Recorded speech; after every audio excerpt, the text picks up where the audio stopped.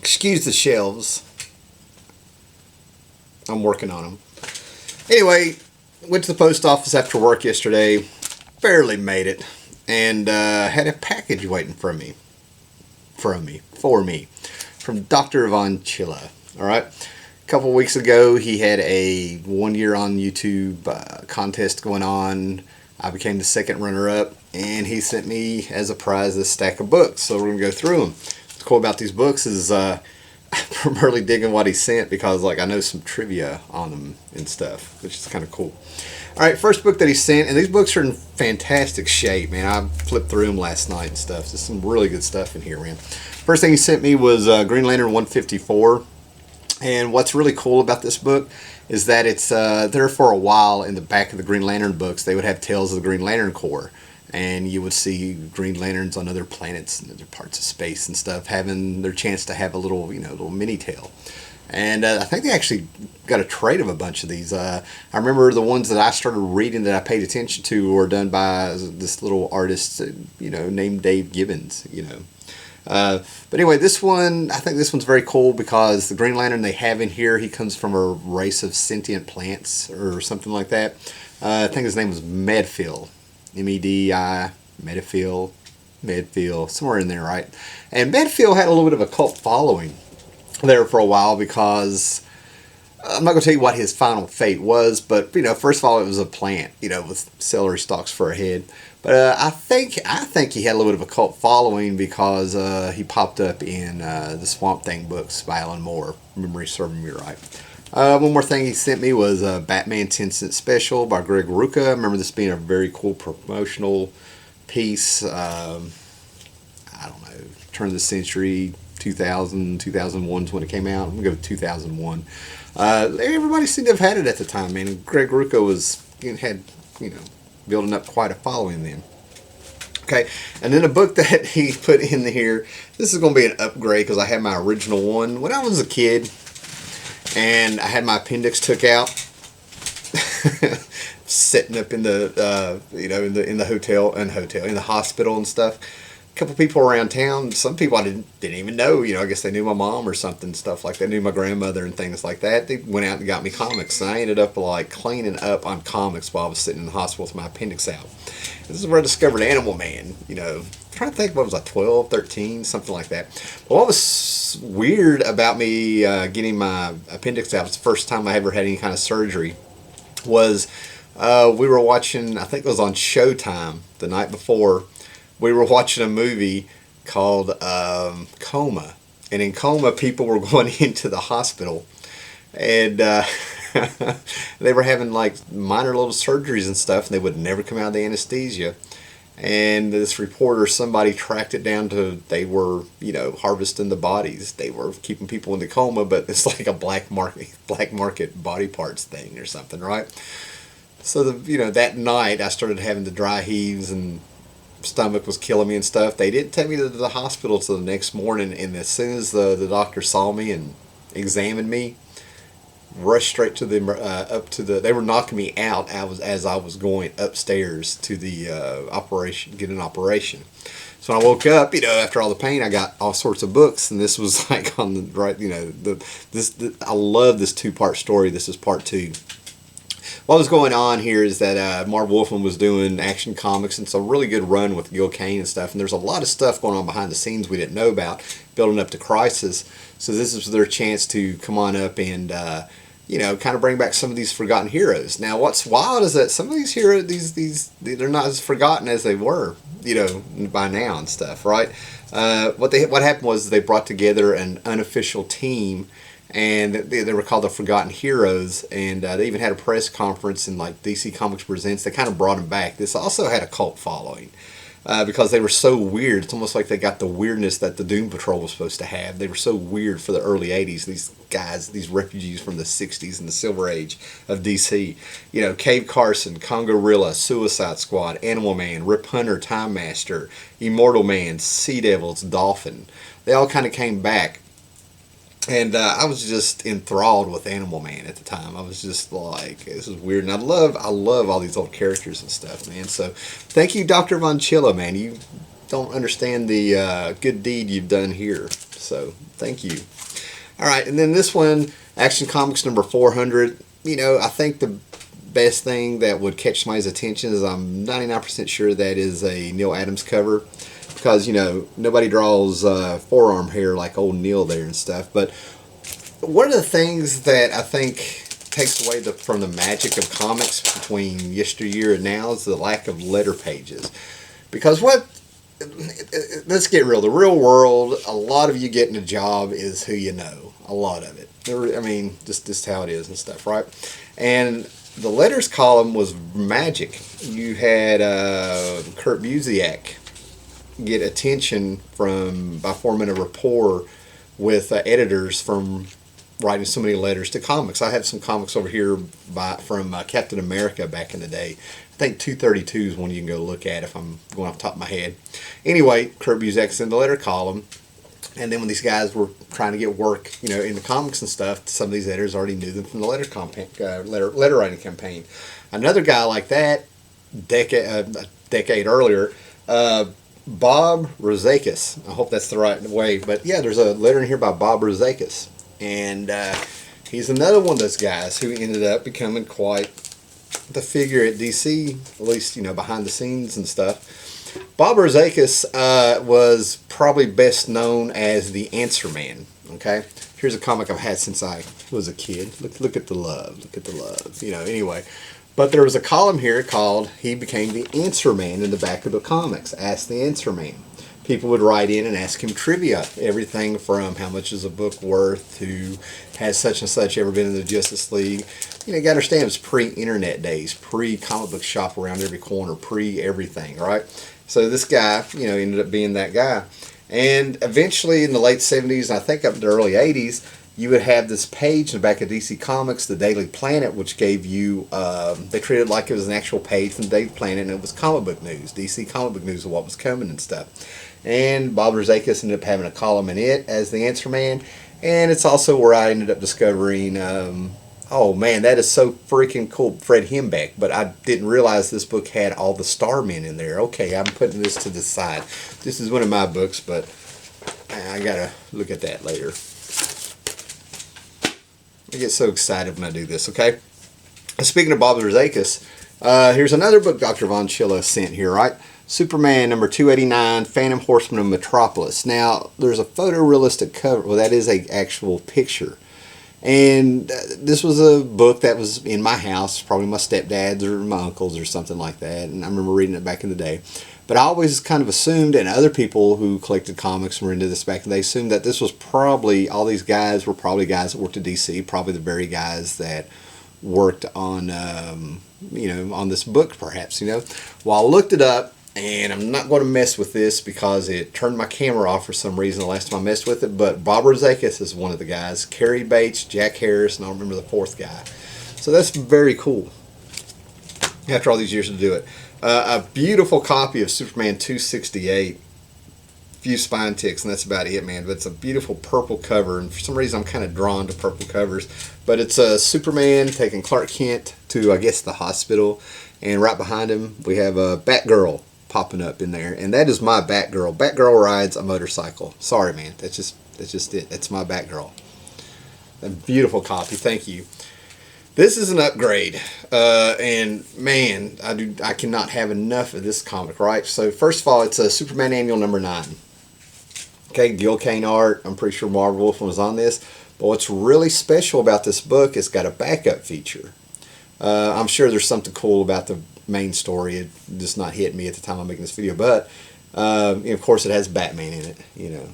But anyway, the backup feature is co-plotted by Curt Swan. Curt Swan had been on the Superman artist. I mean, he was on the book for decades, even before this came out in the early 80s and stuff, and he plotted a story called The Day I Flew with Superman.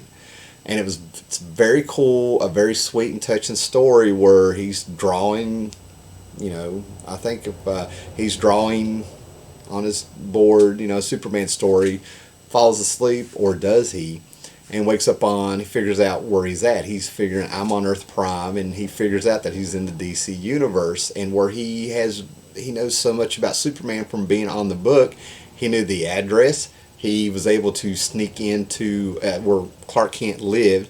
He was able to get by the, oh my God, the doorman, because he knew the guy's name and knew exactly how to talk to him from reading the comics and stuff, and has this little adventure of Superman flying with him. It's a freaking classic story. It really is. Classic sweet story. Superman, Man of Steel, number 89. I don't know much about this one. I had a kid in 98. So I wasn't really paying too much. There's a little gap there where I was still getting books, but just not paying attention. Superman, Man is Still, 91. The Superman is watching you. I guess a little paranoia there. So yeah, can't wait to read that one. And then this is the one that had me chuckling and bouncing at the same time. I mean, I absolutely loved getting this one, right? All right. Peter Porker, The Spectacular Spider-Ham, number 1 through Star Comics. Yes, I'm going to put this right up here with my, you see this shelf right here? This shelf right here? That's where I got my Captain Carrot and Amazing Zoo Crew. Alright, I mean, yeah, I'm into some of these cartoon animal books when they're done. I've got my Cerebus over here, right here. I could lift it up right now, alright? He also sent this. This is Amazing Spider-Man. This is from when you got a little bit of nostalgia. They started reprinting some of the early issues of the Amazing Spider-Man and were sticking them in the Sunday paper that you could get these thin little editions, and it's on newsprint, man. I think that's where this is from. I hope it is, because I got a whole set. I got almost a whole set over here. But my son loved these and stuff, man. It's, you know, it was kind of cool to open up the newspaper on a Sunday and have a little Spider-Man comic book. And it's really wild that he put this one in. He sent Captain America number 1 from the Rebirth that was going on. I'm trying to think if that's the variant cover. I don't know, man, but it's Rob Liefeld and Jeff Loeb. Now, what's wild about that is on this very desk just earlier this week, I was going through my comics and I was trying to find all those Rebirth. I've got DC Rebirth on my mind. I can't remember the event because I've got DC Rebirth on my mind. What was the event? Heroes Reborn? I think it was Heroes Reborn. Anyway. Yeah, it was Heroes Reborn, because right here, but anyway, I was going through those, and that was a little event in the 90s. We'll get into that later. Okay, you also sent, this was very cool, Iron Man number 1 from Heroes Return that happened after Heroes Reborn. Kurt Busiek, Sean Chin. Oh man, I loved this Iron Man armor. My favorite Iron Man armor is the one where it was like this mask where the yellow parts actually came up and he had sort of like bat ears, I guess. You know, they were up there. I love that one. This is a bit of a callback to it, which I thought was fantastic. No idea about this one. Interesting cover, man. Very heavy metal-like. But it's Thor 460. You must buy this book, the beginning of a new era. Look at that mouth, man. Wow. Random issue of Daredevil here by Brian Bendis and Alex Meleev. I like that. I wonder if that's who did that cover? I'll figure it out later. Yes, very nice era there. And then I did, these were very cool. Okay, he sent some Western comics, right? I am not a fan of the Westerns, okay? But if there's a freaking movie that is awesome and it happens to be a Western, I'm hooked, and it's the oddball stuff. You know, Blazing Saddles. A great Charles Bronson movie with a samurai in it called Red Sun. Silverado. Just because of my age, the Young Gun movies and stuff like that. But when I was a kid, there was a whole bunch of Western books that my stepdad and uncle had, and I went through them. And it was very cool. Because, you know, the Rawhide Kid, you kind of got the idea that he was the main cowboy at Marvel that they were doing. But I had a thing for the Two Gun Kid. I thought the Two Gun Kid stories were freaking awesome. And little, you know, something extra about them. And now that I'm older, I know this stuff. But I started respecting the Westerns around 1990, 91 or something like that. I was like 18, 19 or something like that, because on State Street, Mountain Empire Comics, I think this was the year, he had a whole bunch of these cowboy comics, these Silver Age cowboy comics, Roy Rogers and Lone Ranger and all this stuff, and he didn't know how he was going to sell them, so he put them out in the window just on the sidewalk. And I'll be damned if old men coming down the road looked in the window, came in, bought them up. And it was outside eating when they were going inside to get them. I mean, they were just, it was like magic how many of them coming in one day. He ended up selling them all in one day. And where I was sitting there outside eating and stuff like that, they'd come over there, and I got this freaking amazing history lessons on everything from the freaking movies of the 30s to the Masked Raider being in Marvel Comics #1, along with the Human Torch, along with what happened with the Two Gun Kid being switched around, and which I'll explain here in a minute. Just this amazing story. Cowboy songs, everything. You just had to have been there, man. The serials and TV. I got it all in one day. These old men were out there looking at their books, talking and stuff. It was very cool. These guys weren't comic book collectors. They loved their damn freaking cowboys.